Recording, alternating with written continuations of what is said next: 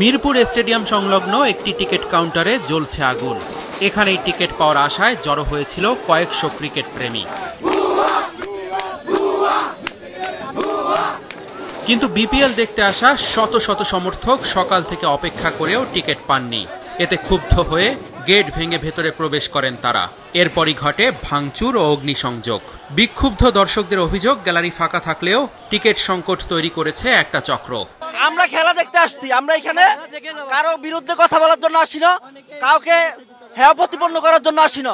আমরা সুস্থভাবে খেলা দেখবো, আবার আমাদের এলাকায় চলে যাব। আমরা টাকা খরচ করে আসছি খেলা দেখার জন্য।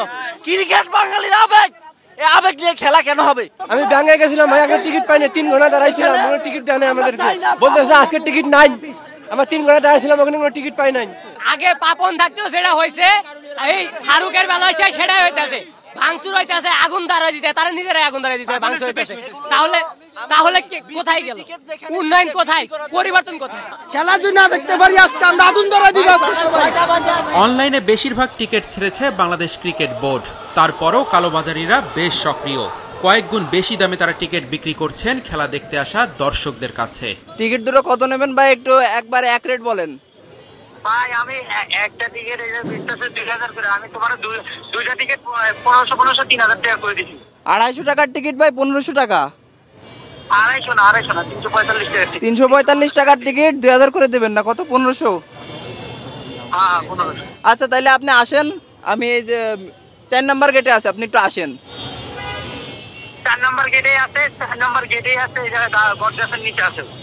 আচ্ছা ঠিক আছে ভাই। আপনার কতগুলো টিকিট লাগবে? ওনাকে ফোন দেন, 2000 টাকা করে 1500 করে রেট দিবেন, উনি টিকিট দিতে পারবে আপনাকে। আপনি ফোন দিয়ে টিকিট নিতে পারেন। অথবা বিসিবির কাছে টিকিট নাই, বিসিবি কেন দালালের কাছে বিক্রি করলো টিকিট? বিসিবি টিকিট সমস্যার সমাধান করতে না পারায় হতাশ সমর্থকরা। টিকিট কালোবাজারির সঙ্গে বিসিবির কর্মকর্তারা জড়িত কিনা তা খতিয়ে দেখার দাবি জানান তারা। ওই জায়গায় 500 করে বিক্রি করতেছে, 700 করে বিক্রি করতেছে, ওইটা কর্তৃপক্ষ দেখলো না। একজনের পকেটে আমি 50 টাকা 100 টাকা করে টিকিটের বান্ডেল। ওরা এত টিকিট কোথায় পাইলো? 200 টাকা টিকিট 800 টাকা চাই ভাই।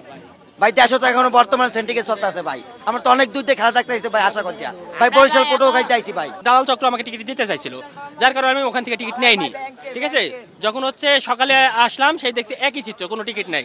অনেকক্ষণ দাঁড়ানো থাকার পরে যখন বলে যে টিকিট শেষ হয়ে গেছে, তখন তো আর জনগণ মানতে নারাজ।